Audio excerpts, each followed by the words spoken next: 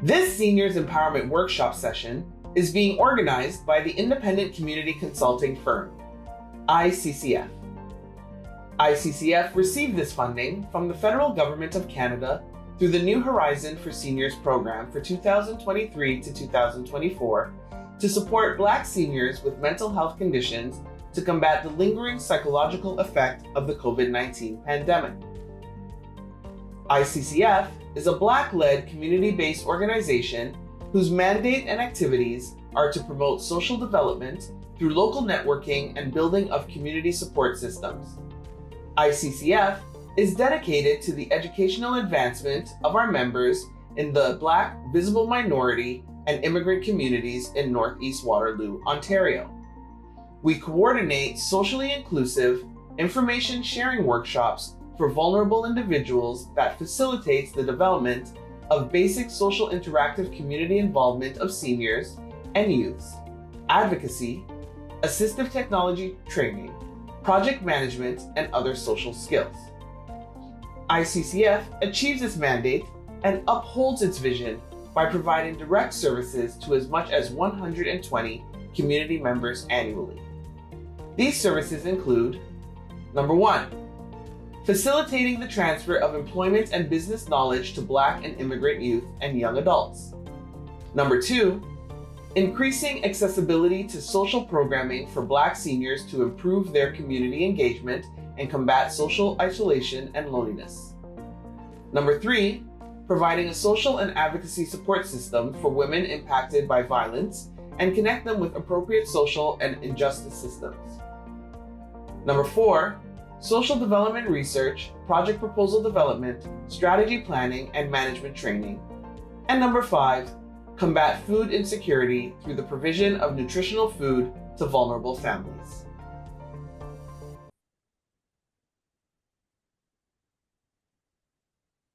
This workshop is about financial freedom for seniors, strategies for stability and peace of mind. Today, we're going to discuss tax clinics. What are tax clinics? Tax clinics are programs where trained volunteers or certified professionals assist individuals, especially those with low income, including seniors, in preparing and filing their tax returns. Some benefits of tax clinics include: 1, ensuring seniors claim all available tax credits and deductions, for example, age amount and medical expenses. Secondly, to help maximize refunds and minimize tax-related stress for seniors who may not be familiar with the tax process. And thirdly, many tax clinics are free or low cost, making them accessible for seniors on fixed incomes. Identifying local tax clinics. There are community volunteer income tax programs. These are administered by the Canada Revenue Agency. This program is available nationwide. Volunteers at CVITP clinics help eligible seniors with simple tax situations, for example, no capital gains, self-employment income, or significant investments. You can find a CVITP clinic by visiting the CRA's official website for a directory of clinics in your area. It's entitled Find a Tax Clinic. Alternatively, you can call the CRA helpline for assistance in locating clinics near you. There are also municipal and community centers. Local municipalities often run or partner with organizations to host seasonal tax clinics. Check your city or town's website for announcements about tax clinics for seniors. There are also libraries and senior centers. Public libraries and seniors community centers often collaborate with CVITP to host free or subsidized tax preparation sessions. Look for flyers or announcements about these services during tax season, usually February to April. Nonprofit organizations like United Way and other community groups frequently host tax clinics for low-income seniors. Some examples are the United Way Centraid. It offers programs tailored to seniors. Also, local faith-based organizations may also hold events or provide tax assistance. There are also online resources. Websites like 211.ca can help locate free tax preparation services in your area by entering your postal code. Provincial resources may also list local clinics such as Service Ontario or Service Quebec. How to access services. There's preparation that needs to be done before attending a clinic. Firstly, you want to gather the necessary documents such as previous year's tax return, if applicable, government-issued identification, tax slips, for example, your T4A for your OAS and CPP, or your T4AP for survivor benefits, and also receipts for deductible expenses, for example, medical costs or charitable donations. Then you want to make an appointment in advance, as clinics often have limited spaces. During the appointment, you're going to provide all the requested documents to the volunteer or tax preparer. Ask questions about any deductions or credits you may be eligible for, such as age amount, pension income amount, or the medical expense deductions. After filing, keep a copy of your tax return for your records. Verify the information submitted to ensure accuracy. You can access filed returns through your MyCRA account. And you want to watch for a notice of assessment, an NOA, which confirms your return has been processed and details any refund or balance owed. There are also virtual tax clinics. In addition to in-person services, virtual tax clinics are available for those who prefer online assistance. Options include video conferencing or phone-based consultations with certified tax volunteers. There are free services for low-income seniors. Many tax clinics offer completely free services to seniors who fall under specific income thresholds. Confirm eligibility when booking your appointment. There are also multilingual support. Some clinics have volunteers who speak multiple languages, ensuring better accessibility for seniors who speak languages other than English or French. There's a CRA helpline for seniors. You can call the CRA helpline for additional guidance. For English, call 1-800-959-8281. Or for French, call 1-800-959-7383. Understanding pension and tax return benefits. Taxable benefits. Seniors need to report certain benefits as income on their tax return. Canada Pension Plan, CPP, monthly retirement, disability, or survivor pensions are taxable. Old Age Security, OAS, taxable income for seniors age 65 and above. Employment pension plans, pension income from former employers is also taxable. And Registered Retirement Income Fund, RRIF withdrawals. Any amounts withdrawn from an RRIF are considered taxable income. Tax implications. These benefits may result in federal and provincial income tax obligations depending on the senior's total income. Non-taxable benefits. Some benefits seniors receive are not included in taxable income, such as the Guaranteed Income Supplement, the GIS. It's a non-taxable benefit for low-income OAS recipients. Allowance and allowance for the survivor. Non-taxable income provided to low-income seniors age 60 to 64. And disability benefits, which is financial assistance through provincial disability programs such as the Ontario Disability Support Program, ODSP, is non-taxable. Now we're going to discuss strategies for maximizing tax refunds. So claiming deductions and credits. You have the age amount, which is available to seniors age 65 plus with an income below a certain threshold. This non-refundable credit can reduce the amount of federal tax owed. Then there's pension income amount, eligible for seniors with income from private pensions or RRIF withdrawals. It provides up to $2,000 in non-refundable tax credits annually. Then we have medical expense deduction. Seniors can claim out-of-pocket medical costs such as prescriptions, dental work, or assisted devices. These expenses must exceed 3% of net income or a minimum threshold set by the CRA. Then there's the caregiver amount.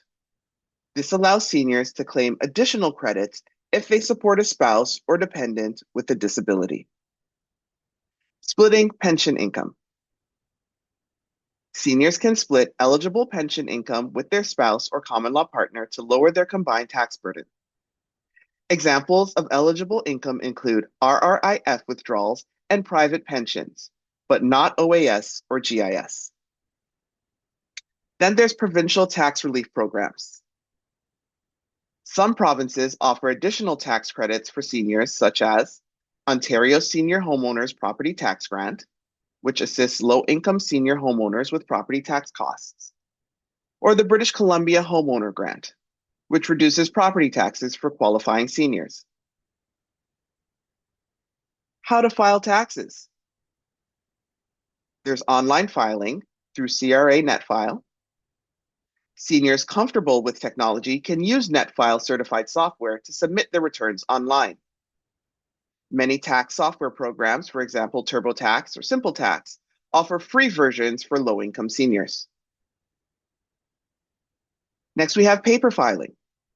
Seniors who prefer traditional methods can mail their completed tax forms to the CRA.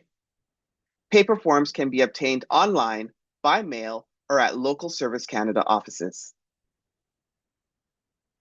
Accessing assistance. Tax clinics. Seniors with simple tax situations can utilize free community tax clinics, such as those offered by the Community Volunteer Income Tax Program, or CVITB, discussed earlier. You can also contact the CRA helpline. The CRA's helpline can provide step-by-step assistance for seniors. For English, it's 1-800-959-8281. Or for French, 1-800-959-7383. Important documents include T4A slips for pension or OAS payments, T4AP slips for CPP retirement or survivor benefits, receipts for medical expenses, donations, or tuition credits, or the previous year's notice of assessment. Case studies. Case study 1. Michael, a 68-year-old retiree, receives income from the CPP, OAS, and his RRIF withdrawals. By working with a tax clinic, he learns to claim the age amount and pension income amount, reducing his overall tax liability. Case study 2. Linda, a 70-year-old widow, applies for GIS along with her OAS pension. Since GIS is non-taxable, she avoids a significant tax burden and is able to claim credits for her medical expenses. Case study 3. George, a 66-year-old retiree, uses pension income splitting with his lower income spouse to lower their combined taxable income. This strategy saves the couple hundreds of dollars annually. Case study 4. Mary, a 74-year-old senior, files her taxes using free online tax software. With guidance from her local tax clinic, she claims property tax credits and receives a refund that helps her cover her utility bills. Now we're going to discuss accessing disability and tax break benefits. Eligibility for disability benefits and the application process. First, we have the Disability Tax Credit, DTC. This is a non-refundable tax credit designed to assist individuals with disabilities or their supporting family members by reducing the amount of income tax owed. For eligibility, you must have a severe and prolonged impairment in physical or mental functions certified by a medical practitioner. This impairment must significantly restrict the ability to perform daily activities such as walking, seeing, hearing, or communicating. Applying for the disability tax credit. Step 1. Obtain Form T2201, the Disability Tax Credit Certificate, from the Canada Revenue Agency website or by calling the CRA. Step 2. Have the form completed and signed by a qualified medical practitioner who can certify the disability. Step 3. Submit the completed form to the CRA for assessment. Step 4. Await the CRA's decision. If approved, you can claim the DTC on your next tax return and adjust prior year's returns to reflect the credit. Next, we have the Registered Disability Savings Plan. This is a savings plan that helps individuals with disabilities and their families save for long-term financial security. For eligibility, you must be eligible for the DTC, the Disability Tax Credit, and you must be under the age of 60 when opening the plan. Applying for an RDSP, Step 1, confirm eligibility for the DTC. Step 2, choose a financial institution that offers RDSPs. And Step 3, open an RDSP account and start making contributions which may be matched by government grants and bonds. Next, we have provincial disability benefits. Each province has its own disability assistance programs offering financial and healthcare support. For example, Ontario Disability Support Program provides income support and benefits like prescription drug coverage and vision care. The provincial benefits applications. Seniors must contact their provincial disability assistance program to obtain application forms and instructions. Supporting documentation such as proof of disability and income statements may be required. Maximizing tax break opportunities. We have medical expense deductions. You can claim eligible out-of-pocket medical expenses such as prescriptions, specialized equipment, for example, wheelchairs, or home modifications, for example, ramps. These expenses must exceed 3% of net income or a minimum threshold set by the CRA. Next, we have the Home Accessibility Tax Credit. This is a non-refundable credit that helps seniors with the cost of home renovations to improve mobility, safety, and accessibility. For example, installing grab bars or stair lifts. For eligibility, costs must be directly related to making the home more accessible for a senior or person with a disability. The maximum eligible expense is $10,000 annually. Next, we have the Caregiver Credit. This provides tax relief to individuals who support a dependent with a disability, such as a spouse, parent, or grandparent. This includes a specific non-refundable credit for individuals over 65 with an impairment. Other provincial tax breaks. Many provinces offer disability-related tax credits, subsidies, or rebates. For example, Saskatchewan Disability Tax Credit Supplement for children, or the British Columbia Property Tax Deferment Program for seniors with disabilities. Case studies. Case study 1. Susan, a 68-year-old senior with a severe visual impairment, applies for the disability tax credit and is approved. She claims the DTC on her tax return, significantly reducing her income tax owed for that year. Case study 2. George, a 72-year-old retiree with mobility issues, installs a stair lift in his home. He claims a $10,000 cost under the Home Accessibility Tax Credit, which offsets his renovation expenses. Case study 3. Maria, a 60-year-old senior with a chronic health condition, applies for the RDSP to save for her future care. She takes advantage of government contributions through the Canada Disability Savings Grant and Bond. Case study 4. Edward, a 75-year-old supporting his disabled spouse, claims the caregiver credit on his tax return. This reduces his overall tax burden, helping him manage household expenses. Next, we're going to talk about wills and estate planning. Importance of estate planning. Firstly, is peace of mind. Estate planning ensures that your assets are distributed according to your wishes after your passing. It helps prevent disputes among family members and provides clarity for your beneficiaries. Secondly, it's securing your legacy. Careful planning allows seniors to allocate their wealth in ways that reflect their values, such as leaving charitable donations or providing for grandchildren. Next is minimizing taxes.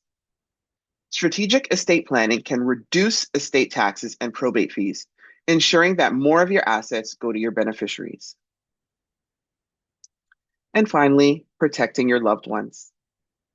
Naming guardians for dependents or setting up trusts can ensure continued financial security for loved ones.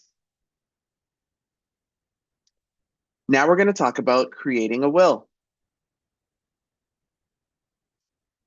What is a will? A will is a legal document that outlines how your assets will be distributed after your death. It also allows you to name an executor, which is a person responsible for managing your estate, and guardians for minor children. Here are the steps to create a will. Step 1, inventory your assets. List all your assets, including real estate, savings, investments, personal belongings, and debts. Step 2, decide on beneficiaries. Specify who will receive your assets, for example, children, spouse, friends, or charities. Step 3, choose an executor. Appoint someone trustworthy to carry out the instructions in your will. Discuss this responsibility with the person beforehand to ensure they are willing to take on the role. Step 4, draft the will. Consult with a lawyer to ensure the will complies with provincial laws. Use a DIY will kit available online or at office supply stores if your estate is straightforward. Consider online services like Willful, which is Canada-based, for a cost-effective alternative. Include specific instructions on the distribution of your estate. Step 5, sign and witness the will. Sign the will in the presence of 2 adult witnesses who are not beneficiaries. Witnesses must also sign to validate the document. And step 6, store the will safely. Keep the will in a secure location, such as a safety deposit box, and let your executor know where to find it. Next, we're going to discuss power of attorney and executors. What is a power of attorney? It is a legal document that allows someone to make a financial or medical decisions on your behalf if you become incapacitated. Types of POAs: financial power of attorney, which manages your financial affairs, such as paying bills or selling property, or healthcare power of attorney, makes decisions about your medical care and living arrangements. Choosing a POA. You want to select someone trustworthy and capable, such as a family member, close friend, or professional advisor. The role of the executor. The executor carries out the instructions in your will, including distributing assets and paying off debts. Executors should be organized, impartial, and willing to handle the administrative tasks associated with settling an estate. Planning for estate taxes. Understanding estate taxes in Canada. Canada does not have an estate or inheritance tax. However, when you pass away, the Canada Revenue Agency considers you to have sold all your assets at fair market value, which may trigger capital gains taxes. Taxes may also apply to RRSPs, RIFs, and other registered accounts. Some strategies to minimize taxes: name beneficiaries.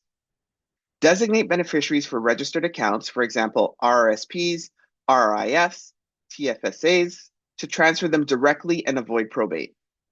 Create a trust. Establish a trust to transfer assets to beneficiaries while minimizing taxes and avoiding probate. Charitable donations. Leave a portion of your estate to charity to receive tax credits that reduce your estate's taxable income. Probate fees.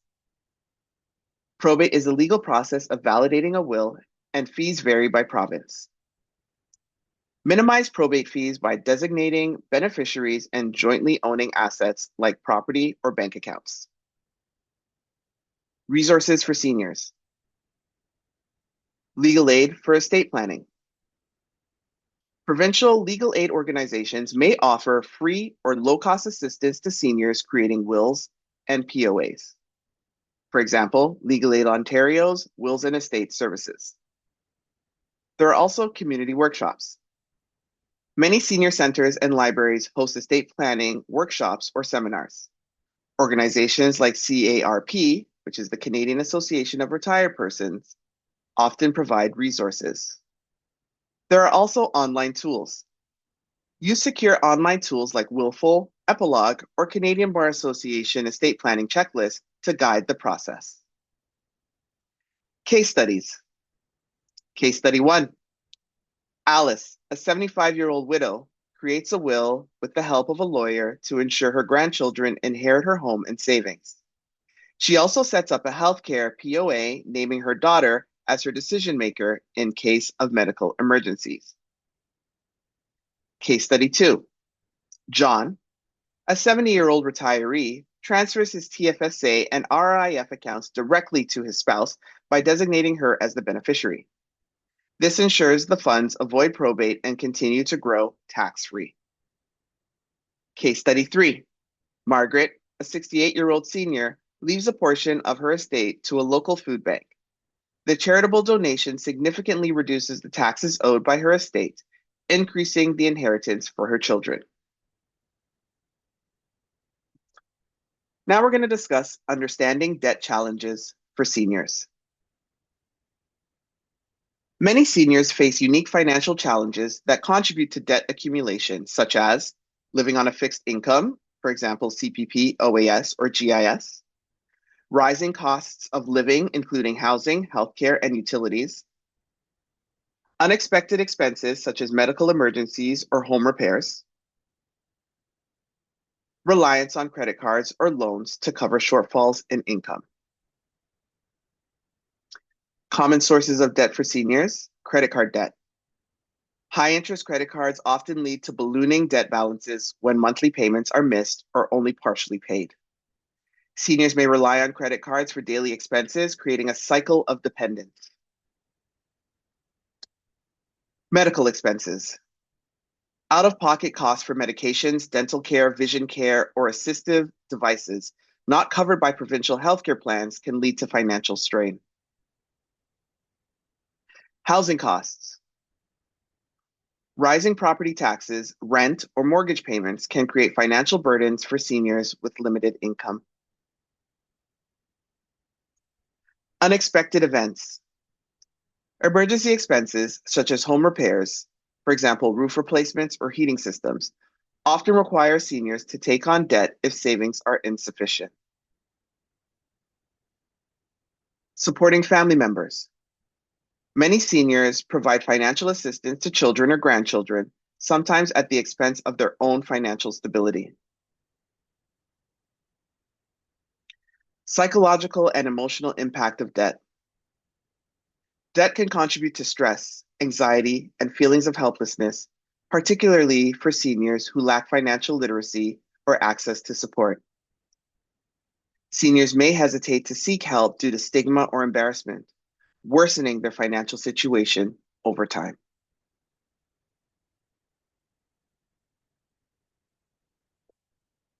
Now we're going to talk about debt payment plan strategies.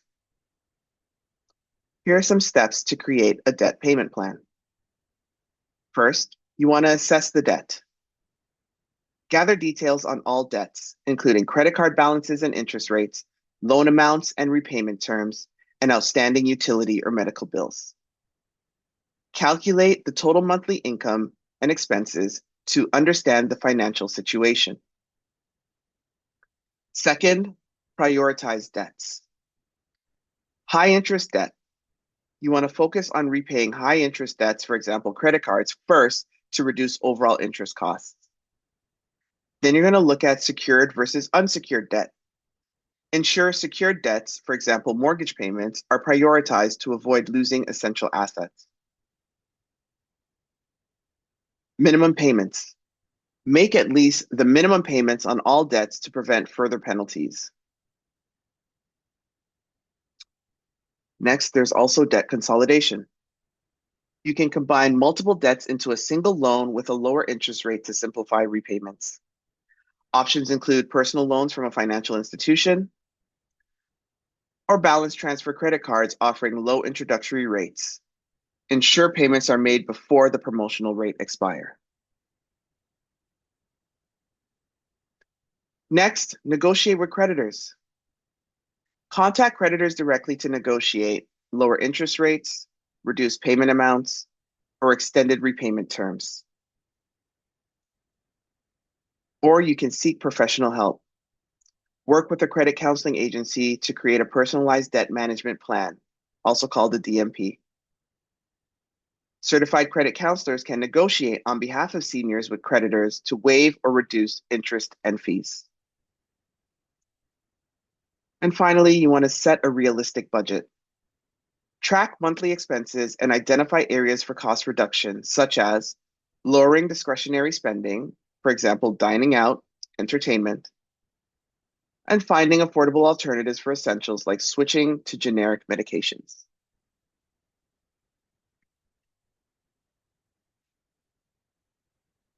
Next, we're going to talk about government and community resources. We have government financial assistance. Low-income seniors may qualify for supplemental benefits to help with costs. The Guaranteed Income Supplement provides additional income to OAS recipients. Housing assistance. Provincial programs may offer rental subsidies or property tax deferrals for seniors.